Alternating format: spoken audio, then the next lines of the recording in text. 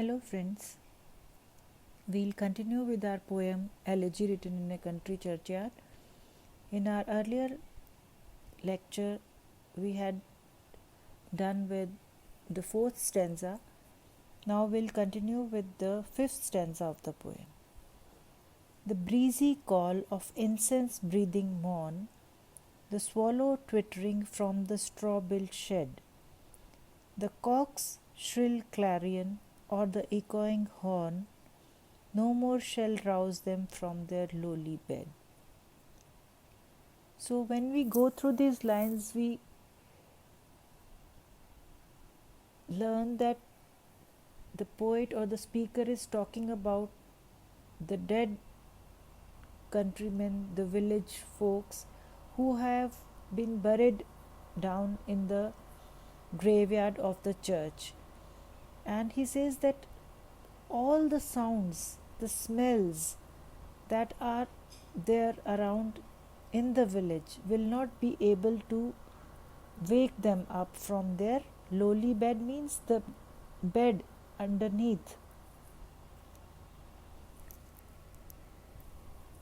will not be able to bring them back to life. So the first three lines of the stanza bring out different things that normally would wake someone up from sleep. That is the alarm clock, some smells. Incenses smell. Morn means morning. Swallow twittering means the birds that are twittering around. The cock's shrill clarion,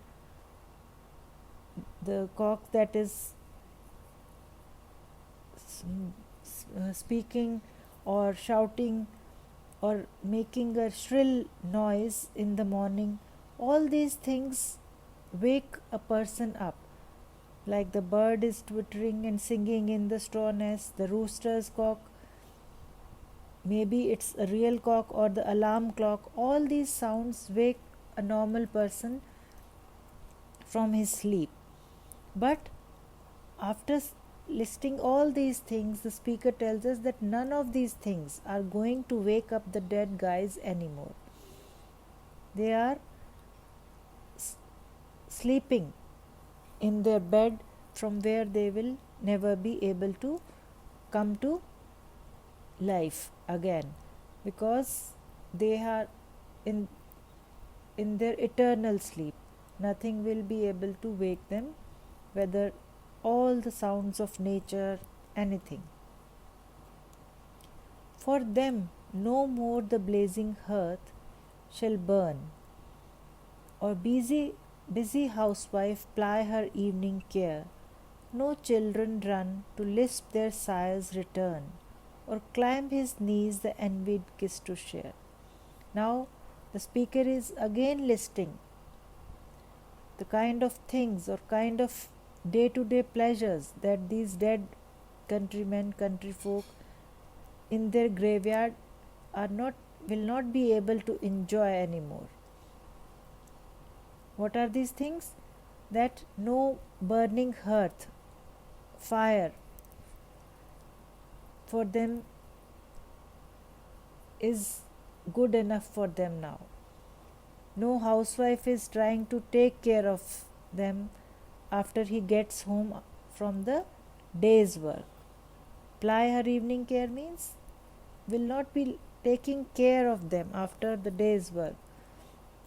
And no little kids or children are running towards them, as it is often a scene in every household when the father returns and the children are excited to see their father when they are home. So there will be no little kids who are yelling or shouting after their father is returning back from home,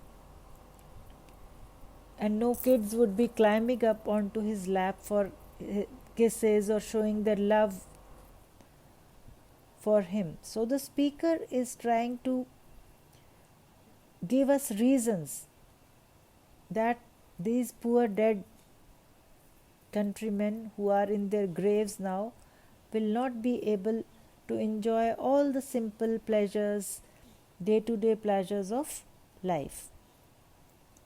Oft did the harvest to their sickle yield, their furrow oft the stubborn glebe has broke. How jocund did they drive their team afield, how bowed the woods beneath their sturdy stroke. And now the speaker is trying to give us or a peep into the life which these dead men of this village must have been doing when they were alive.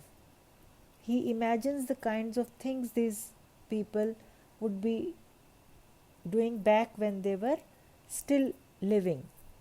So these are country folks, and since we know that the title that this is a country churchyard poem, so they must be farmers. So they must have often harvested their crops with their sickles, a sort of knife, and furrow is a shallow hole or lane in which the seeds are dropped. So he is giving us a peep into the life of a farmer who must have been sowing seeds during the season when he would have been living in this world. Glebe is a old word for farmland. So these farmers must have been cutting or furrowing or plowing their fields during their lifetime.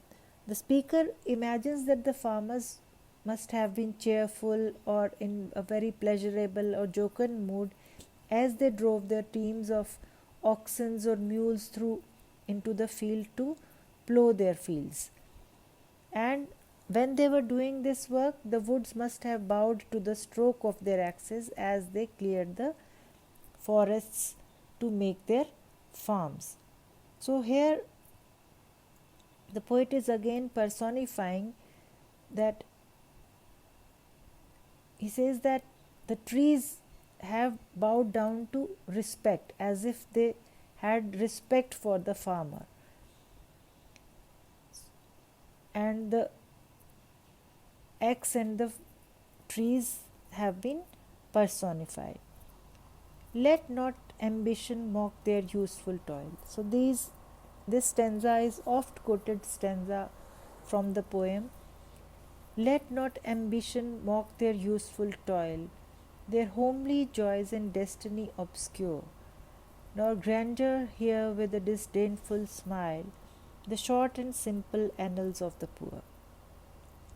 So the speaker is again personifying the ambition and grandeur in these lines, because you can see that he has capitalized these words, and also because he is saying that they are doing some things that only live people do. So the speaker is telling the readers that they should not mock the hard work or the homely, simple pleasures of these people, these country folk,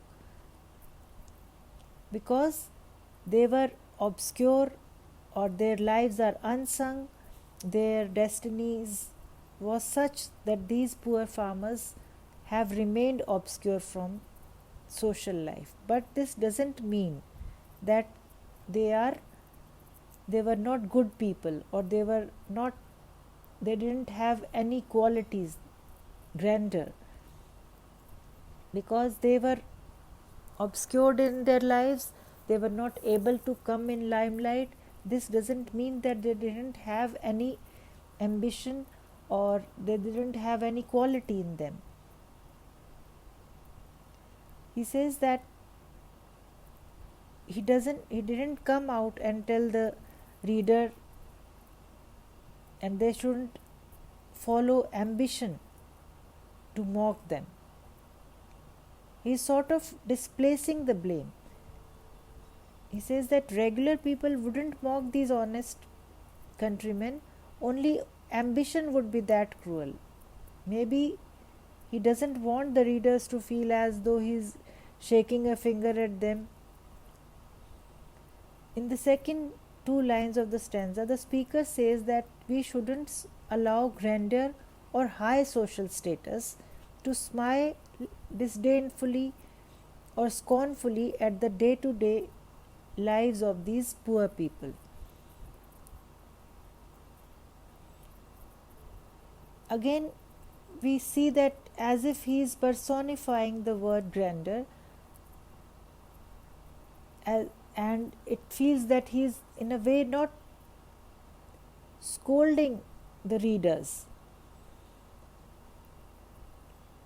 The gist of the stanza is that though these poor country folk have remained obscure, and they were not able to come forward, or they didn't find any limelight in their life, but we should not look upon them with disdain, and because the simple pleasures, the simple life of these people had some qualities, some grandeur in it, and so we should not just look down upon these people.